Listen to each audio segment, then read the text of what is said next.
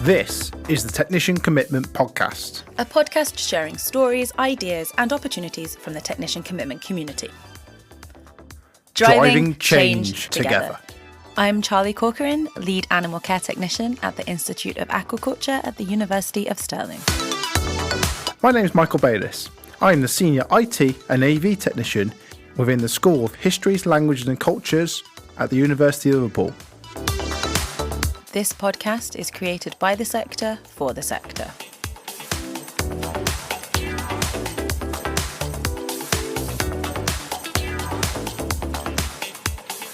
In this episode of the Technician Commitment Podcast, we're exploring a community that's helping technical specialists connect, learn from each other and develop their careers across the UK. The UK Technology Specialist Network, or TSN, is bringing together people working in specialist technical roles in universities and research organisations to share knowledge, best practice and new opportunities. TSN is a part of a wide national effort to strengthen technical careers, including the TSN Rocks project, which is focused on improving long-term career prospects for research technical professionals. Through training, collaboration and community building, it's helping make these experts of technical specialisms recognised and support across the sector. Today we're joined by Natalie and Peter, who are involved in the network, to talk about how TSN started, what it offers to technical specialists, and why communities like this are so important for the future of technical careers. Let's start off by finding out a little bit more about our guests. Natalie, can you introduce yourself, please? Hi, my name's Natalie Homer and I work at the University of Edinburgh and I am the Deputy Director of the Mass Spectrometry Core in the School of Neurological and Cardiovascular Sciences, part of Edinburgh Clinical Research Facility. And I was a co-founder of the Technology Specialist Network, which I am now taking the role of chair. And you, Peter? Yep. Thanks, boss. Being as you're now chair, I was also one of the founding members of TSN. So I'm Peter O'Toole from the University of York. So I'm director of the technology facility there, which is encompassing across most life science platforms, core technologies, facilities, however you want to word it. But my own expertise is microscopy and cytometry, and I've been very active in the network of microscopists and cytometrists globally. Fantastic. Thank you so much for joining us today. So let's jump right in. First of all, especially for anyone who's never heard of it, which hopefully isn't that many people, what is the Technology Specialist Network and who is it for? So we exist to be a UK-wide community of technicians and what we might refer to as technology specialists or specialist technological expertise that the individuals might hold. And so we're there to bring together these technology specialists to share our best practice and to consider different ways of working. So this might be around how we might train the users that come into our facilities. It could be around how best to manage the shared resources that we are responsible for. And there's lots of different criteria that we would like to improve upon, including sustainability. Yeah, and I'd possibly add on that. There's lots of, you know what? It's a society for technical geeks, maybe, is another way of looking at it. It's a bit different to other technical posts that you're supporting science within a normal laboratory environment. It is really for technicians, technical staff, research technical professionals that are really into their technology and helping deliver that technology to labs. So it's a slightly different spin, a slightly different sort of more niche area of expertise. And what TSN does really nicely is bring together communities across the sciences and outside of the sciences. So it's not just for biologists, they exist, as in the communities exist, not just for physical sciences, but also brings in art and humanities as well. So you could be in charge of a sound studio in a, arts department, for example.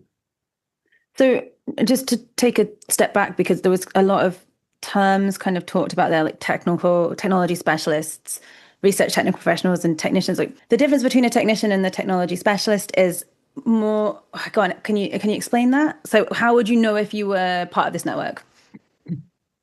That is a really good question. So you can identify as a technical specialist. In part, you might be working within a facility, as we've kind of given us examples there. So mass spectrometry facility, an imaging facility, flow cytometry. Those kinds of facilities, perhaps it's easy to recognise that you're a technical specialist there. But as Peter's already said, we don't want to restrict to the sciences, and that could also incorporate people who work within creative arts and humanities. So somebody who is involved in data archiving could also be captured. So I suppose it's having an area where you go into a bit more depth and you have that specialism. I think what we want to be is as open as possible. So if you do think that you haven't got necessarily the recognition or support within your institute, and yet you know that you have a specialism that you want to find others who have a similar role, this is a network that could really help you. It can be quite isolating if in a department where you are somebody who has a specialism and others are focusing on a particular research area. So this is where the Technology Specialist Network can help you. So if you are questioning it, I would come along to one of our meetings and see if this is the community for you. I think Natalie makes a good point there, actually. It's identifying as a technician, and actually some people may not identify as a technician.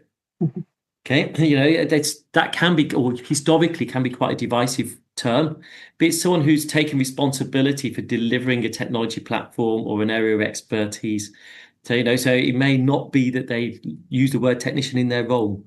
We have experimental officers, research technical professionals. We have also research scientists who are part of that same family in delivering a technology platform, an area of expertise to multiple groups. Yeah, and to add to that, really, it also includes people who are very proficient with data. So research software engineers, data wranglers. I think that not necessarily an area that they would recognise as being technical, but we would welcome them, and they are definitely part of our network. I did say geeks earlier on. You did. I should have saved that for an extra speciality. Alistair will kill me. Sorry, our data scientist. I love a good geek. I've hold my hands up. I am a geek through and through. Got to love a good geek. Just going building on that answer for the first question. Obviously, we've got technical research, technical professionals, which I know some universities are now taking that pathway into the RTP pathway. Is that what they class it as? I know University of Liverpool was one of the sort of starters offers, like the building blocks for that schedule. I know University of Edinburgh have just potentially started taking that on as well, and University of Warwick and a few others around there as well. Do you need to be on these pathways, or could you be like a charter scientist, or could you be a registered professional, accredited professional in an area, or do you have to be part of one of these sort of research pathways, Peter? No, absolutely not. That is just an internal career progression path that has been created to help support and help recognise the expertise of the staff that this is inclusive of, and very much aimed towards. But a lot of universities don't have RTP as a pathway necessarily. Our technology facility, actually a lot of the Liverpool system was modelled on our technical sides, but we don't have the term RTP necessarily in the career pathway, so it's not signed up to that pathway. But we have very similar things already in process. And there may be other universities that are actually, we have to remember, we're quite niche. There's not tons of us. And if you're a smaller university with very few, it's a lot of effort to put all that in place. As long as they recognise and enable that type of pathway, that's really important. But even if it doesn't, people who are in our roles should still come up to this meeting, because this is what really helps deliver and helps open up support them in their careers. If the support isn't local, this is a national initiative to help give that support and show best practices, which may then feed back and help their own career and help them build a case to develop their career pathways locally. Amazing. Yeah, I think with the NTDC just coming up with their new sort of RTP pathway, and then they've come up with their new, is it ETC pathway? So you've got teaching technician pathway, and you've got the sort of research technical pathway. But in a sense, you're both you both specialisms in both areas of teaching or research. Let's move on to question two. I think we've dived very much deeply into question one. How do networks benefit technicians who join? Are there wider benefits to the sector, or is it more beneficial for a technician to join just to get that outreach, that networking? Do networks benefit technicians, Natalie?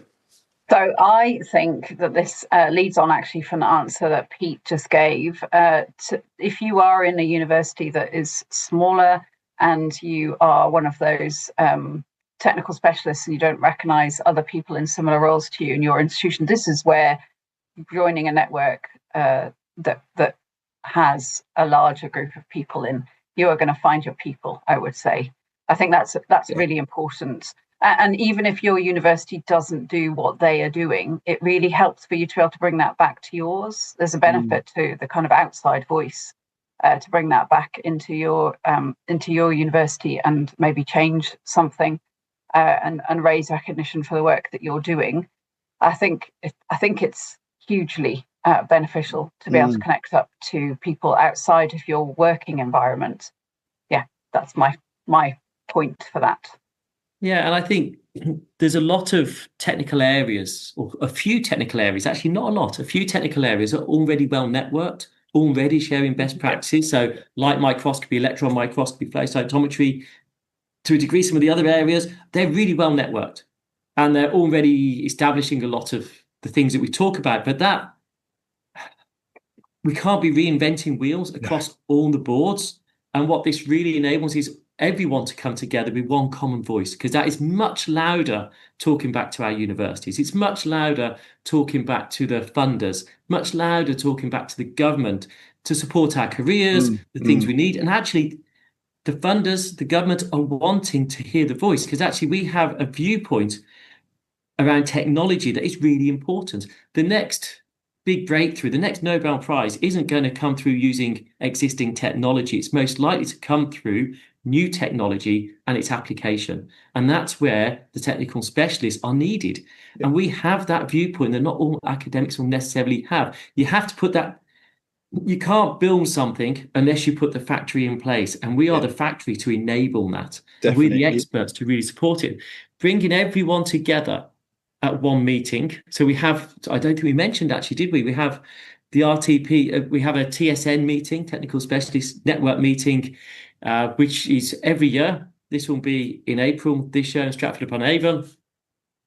Typically just over 200 people, but it's people across all of these areas will come together and share best practices. So we have one common voice, and we can share that across. Some areas are too niche to have their own networks. So again, it brings everyone together. But Nat, I don't know if you want to add anything to that.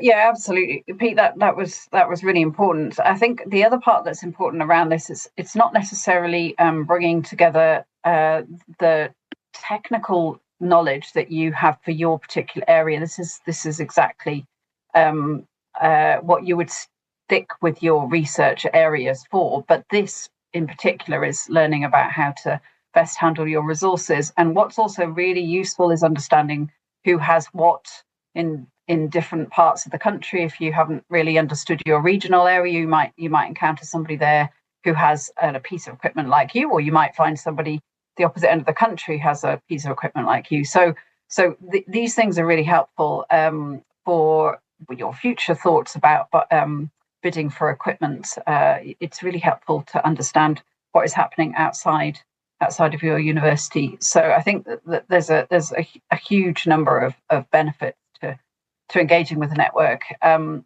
then also to understand what is already in place. I mean, the technician commitment has been exceptional in changing people's thoughts about the roles they have in these kind of technical specialist roles, and understanding that there are action plans and that there are frameworks already in place, perhaps at your university, perhaps locally.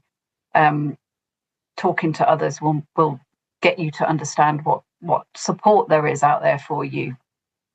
Definitely, and networking is a lot of technicians don't like doing it, but networking is a key thing to get to know people out there and get to get your name out there as well, and also get to sort of dip into different aspects of your job role that you may not tend to focus on as much because you're not networking in those areas. So, benefit of having a network. This network is specialisms. Specialist technicians can come and talk about their areas. I know, PC, you mentioned like microspectrometers and stuff. I'm from the arts. I have no idea what you're saying right now, but that's all for me to learn. And by you talking about it so clearly and so, promisingly, it makes it that I want to learn it. I have no idea about the sciences whatsoever. But I know technicians who do. So it's great to try and get them more involved as well within those areas. Yeah, and I would just add that the type of staff that are coming to TSN, we don't talk much about the specialisms. So even if you've never heard of microscopy or spectroscopies, it doesn't matter, because actually a lot of it is the commonalities. Yeah. It's the day job. It's the wraparound of the day job, not the scientific expertise. There are obviously the networking opportunities with other people in your area of expertise.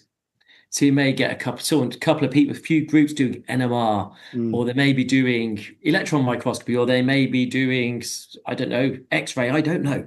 Okay, it doesn't matter. They can talk and they've got their network. But there's a lot around careers. Yes, there's a lot around how to work in. The facilities are kind of professionalized areas now, and it's how to operate in that professionalized area. The best practices, how to overcome what's the word? Conflict. You can talk about how you manage that because you have a user base. It's a service industry to an extent. It doesn't matter what service you're in. Exactly. The practices are very common. So actually there is a common language, everyone that goes to it. I think that's a really great point to make, because I know, going back to what Mike was saying, like a lot of, it doesn't even think it's technicians, but a lot of people are quite nervous about going to big conferences like that. Networking, not knowing anyone, not understanding what people are talking about. But by what you're saying is it's more general than that. Come and learn something, and it's not about what you know, it's about how you're doing things. Maybe. Well, no, I would agree with you there, Charlie. Yeah, it is. It shouldn't be a daunting. I don't want to think that people find this a daunting meeting to attend.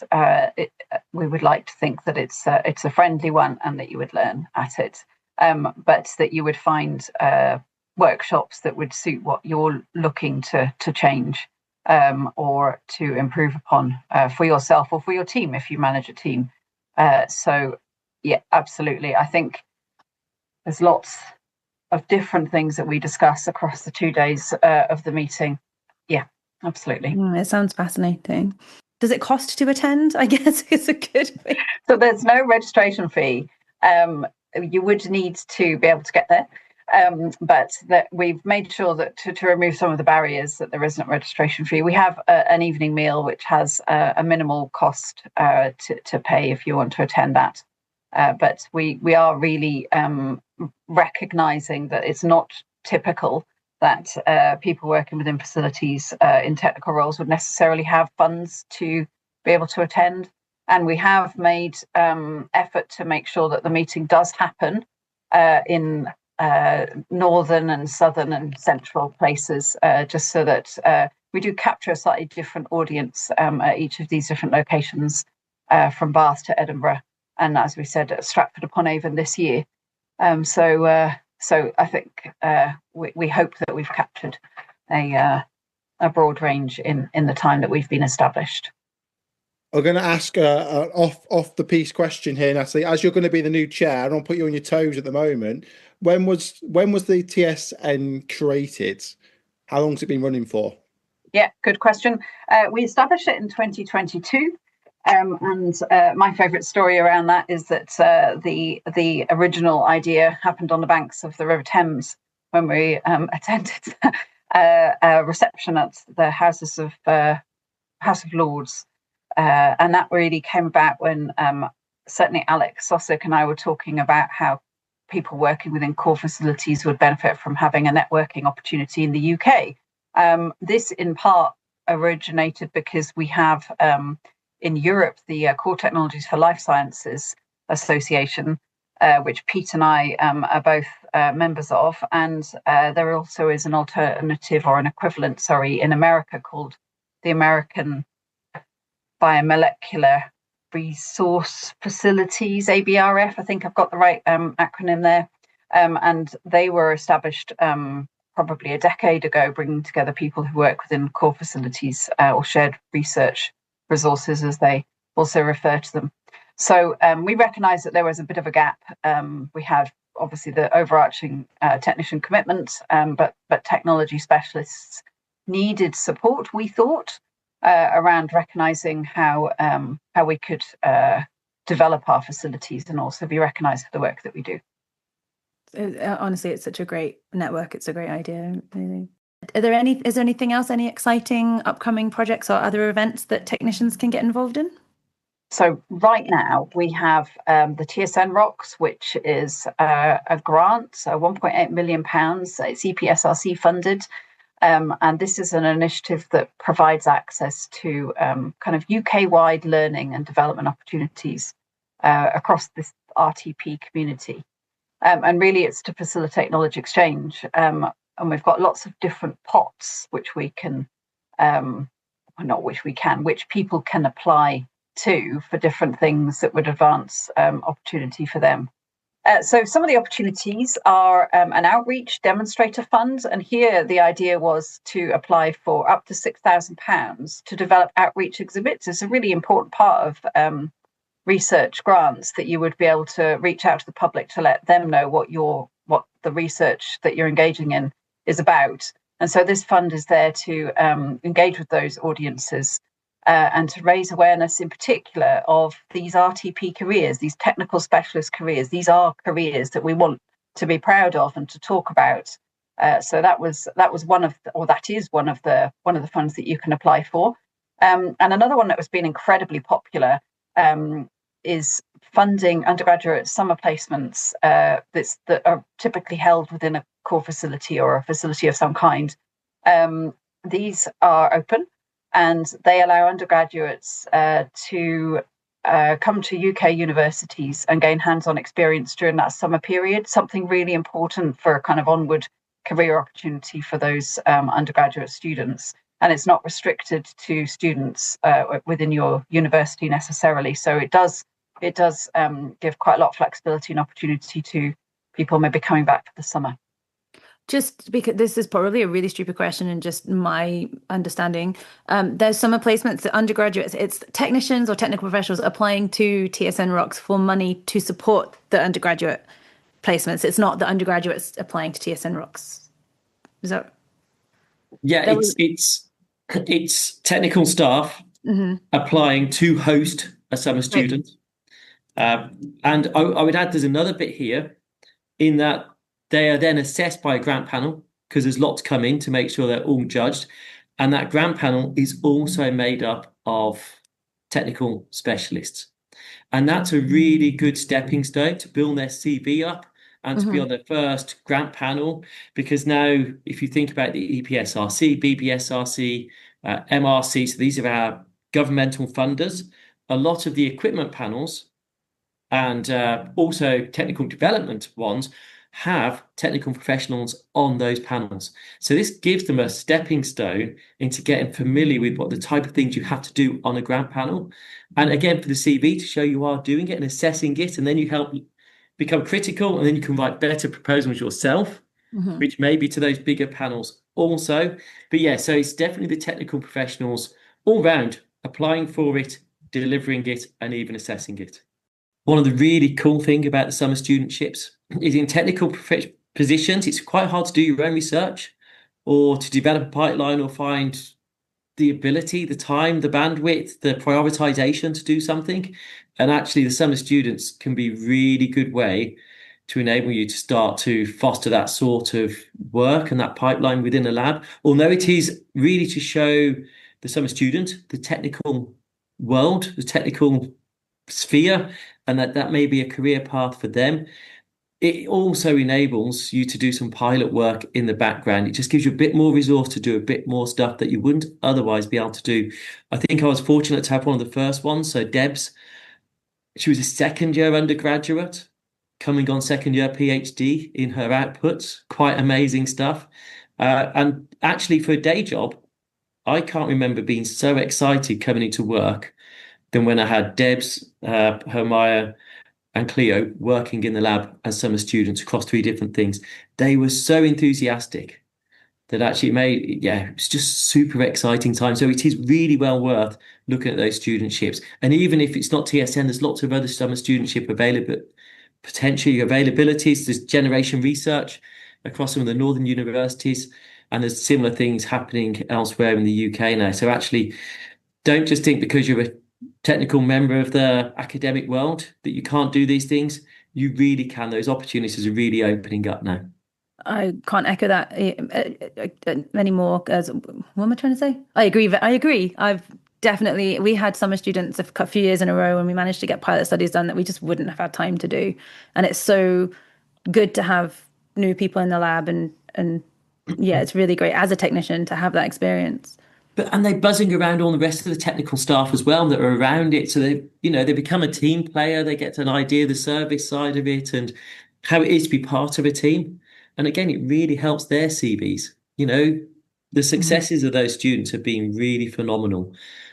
So I think it's a big credit actually to ITSS Technicians Commitment and the way the funders are moving and how the whole academic, we shouldn't look beyond our own universities of just how much they have moved and recognising the importance of facilities which were hidden for many years and are really, really visible. So I think we've got a lot of thanks in a lot of places. Absolutely. And just for our listeners, we've asked you about some upcoming projects. We have an upcoming conference, don't we? What was the specific dates of that conference and where is it happening? It's on the 28th and 29th of April for the Technology Specialist Network at the one in Stratford-upon-Avon. Amazing. And if you're listening to this and it's already happened, there will be another one next year. So just start scanning. It's okay. And you to be. And do you have to be members of TSN to attend the conference? That is a really interesting question. You don't have to sign up per se, but it would be valuable for you to sign up to be part of the mailing list of the TSN. But that's all we ask. You don't need to pay a registration fee for being a member of TSN. Can you do that on the website? When you sign up, you automatically might become a member of TSN because it's quite informal still and relaxed. Yeah. And as Natalie said, there's no finances exchanging places here. You don't have to pay to be a member. Fantastic. I want to just hop back to the TSN Rocks projects because the Facility Day Fund, I think that's a great one. Do you want to talk a little bit about that? Yeah, I can comment because actually our chemistry department here is mirroring what the technology facility's done. So they've now got the chemistry analytical facility. So they're fairly new and so they won't be known about particularly. So actually Hannah set up, applied for funds, got some funds to actually do a showcase day, which brought in people from other universities around to actually see what the facility is capable of. So you can actually show off your wares if you like. So you can get known of what is available to be accessed. And actually thinking about those exciting opportunities, there's also funds that other universities can then apply for to go and use some of those areas of technology within those sites. So it's a really good way to promote what's available. Yeah, that's a really important one. And then beyond that, if you want to think further afield, we also have a fund for being able to attend an international conference, which has been, as you might imagine, a popular one. And so those are open for a few more days, really, another month, up until the 30th of April. And you can get up to £5,000 to attend a conference outside of the UK. And that's really important right now because funding in universities is really hard. And actually going to overseas conferences, which can, once you put in an airfare, the accommodation can be really expensive in some of the countries and cities that the big meetings are held in. If you want to remain top of the game, you need your technical specialists to be at some of these meetings, learning, getting excited, gaining enthusiasm, excitement for the job, bringing those new applications back. But they are really expensive. And actually, it is a really good set of bursaries. And the TSN Rocks bursaries for overseas travel are very, very well funded. So it really does enable you to go properly over and see what's going on. Oh, wow. The information you provided there is so helpful, so useful. For any listeners interested in getting involved with the TSN, what do they need to do next? Right. So go to the website. Go to the website. So that's obvious, really, isn't it? But you can find it in a number of ways. But search TSN UK ITSS. Those terms will pick out through Google. If you're listening to the podcast, you should be able to find it in the notes. So, and the social media platforms, LinkedIn, because that can be sometimes one of the best way to actually see what's going on. It's through the LinkedIn posts that are going out. Is that your main source of social media, LinkedIn? Would you advise technicians to boost their LinkedIn, or would you advise them to sort of aim at different social medias to get in contact with TSN, or just generally to boost LinkedIn? Yeah, LinkedIn is the best place to go for our updates, apart from the website. Yeah, 100%. Amazing. So I would love to thank our two fantastic guests today, because it's been amazing conversation. I've learned loads, even just key terminology about microscopes and all sorts. But I've learned loads about the TSN conference, and hopefully our listeners have learned just as much information, and we hopefully increase the membership for the TSN sort of network at the same time. I think, and I might be joining it myself afterwards. Great, that's good to hear. Thank you for listening to the Technician Commitment podcast. To learn more about the Technician Commitment, or if you're interested in joining, please visit the Technician Commitment website, which we will link in the description of this podcast. To make sure you never miss an episode, subscribe to the Technician Commitment podcast wherever you get your podcasts.